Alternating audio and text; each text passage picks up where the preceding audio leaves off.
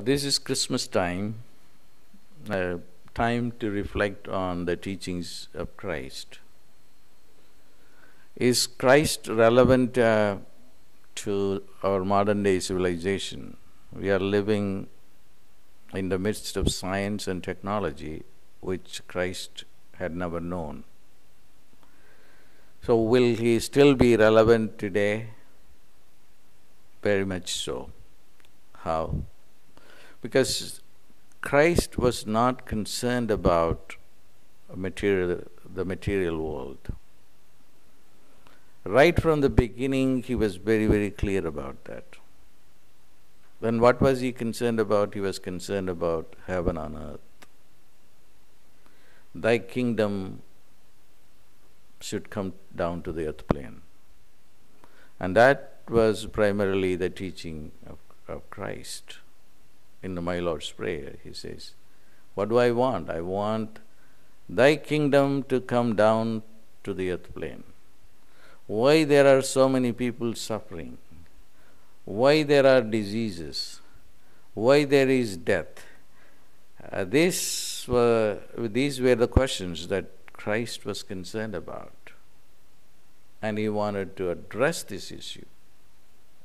And that is much more important and valuable, and also on a long-term basis very relevant or eternally relevant than the fleeting pleasures that modern science and technology have given us. We have to find a way out for human suffering. And that cannot happen unless God directly interferes with human affairs and then bring His kingdom on this earth plane. That is what he was concerned about. But what happens is, he was very aware of what could happen when we are on this earth plane. Let's say the money trip or the fame trip, or the power trip. Money, fame, power. These are the domain of Maya. So once you get involved in this money, power, and fame, you will completely be lost in this world. And one day you will drop dead, regardless whether you are a billionaire or the Prime Minister or any other powerful personality. And once you drop dead, then you come back to this earth plane. And then again go through this process of Maya. So Jesus was very aware of this phenomenon. That's why he told in the prayer, do not tempt me. All that I need is my daily bread. And that is very important, otherwise I will die without the bread. But the temptation is the worst thing. But that's what we see in this world. We are all tempted from having from the satisfaction with whatever we have. We always look for what we don't have and then keep on working towards that, and God is marginalized. God has been completely marginalized. We live in a godless world, and science and technology are on the side of this godless reality, because science doesn't believe in God, nor does technology. So is this civilization going to help us out to find a humanity which is free from disease, suffering? There is no way that we can establish heaven on earth unless we just develop another value system. And what is that value system? In that value system, wealth should not be defined just as material prosperity, not your bank balance, but your soul balance, if you want. Your spirituality. And that is wealth. So I have to be a little more clear about what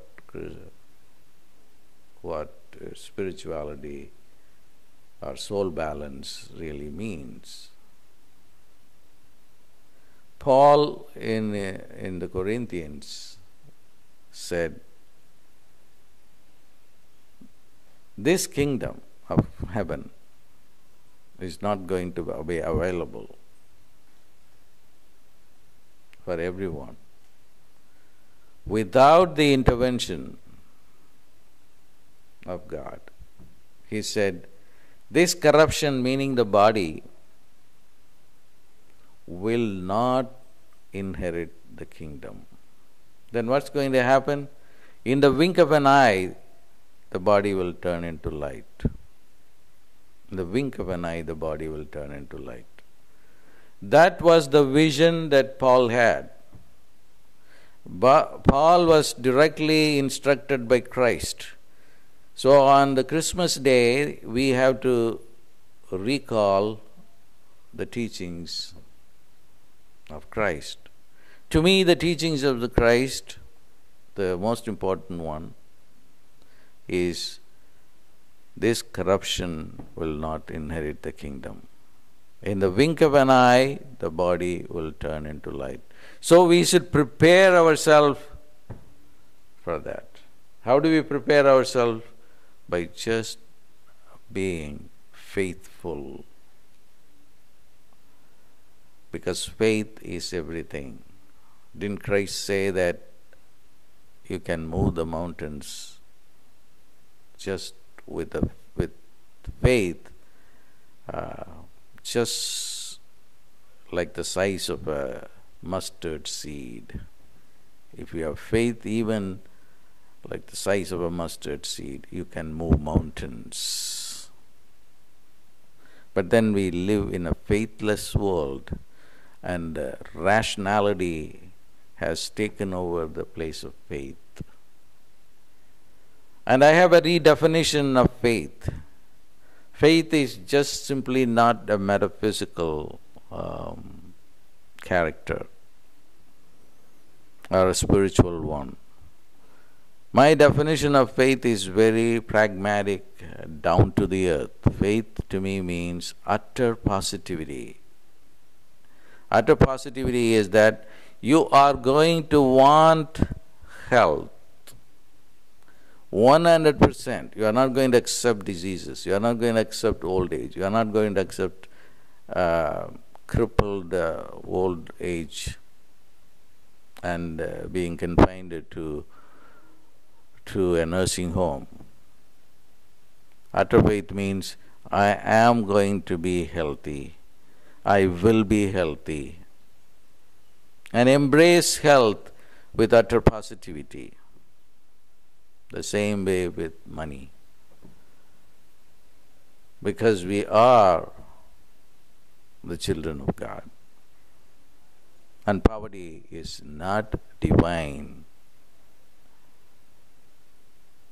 Poverty is evil.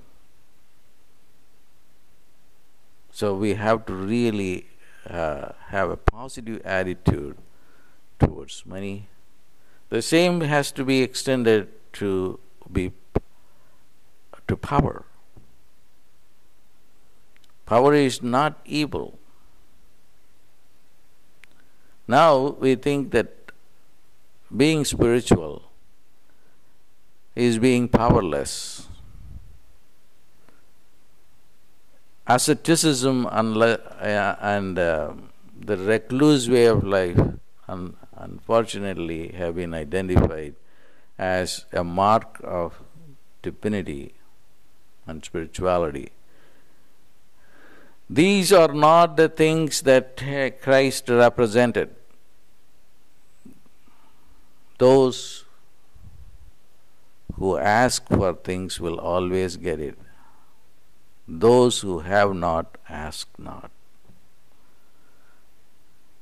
These are the things that we must want to remind ourselves of during the Christmas time. And it is also the beginning of the new year. We have to remind ourselves of the true teachings of Christ, which is not negative at all. It is full of hope. The highest hope comes from, in the saying from Paul, in the wink of an eye, the body will turn into light. That is the beginning of the new age, the golden age. And we are marching towards that. And it's not going to take a long time. It's going to take place as early as the beginning, the dawn, will be 2011.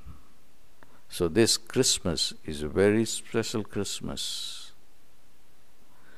And in this Christmas, we will have a different attitude towards money, power, and God, and faith.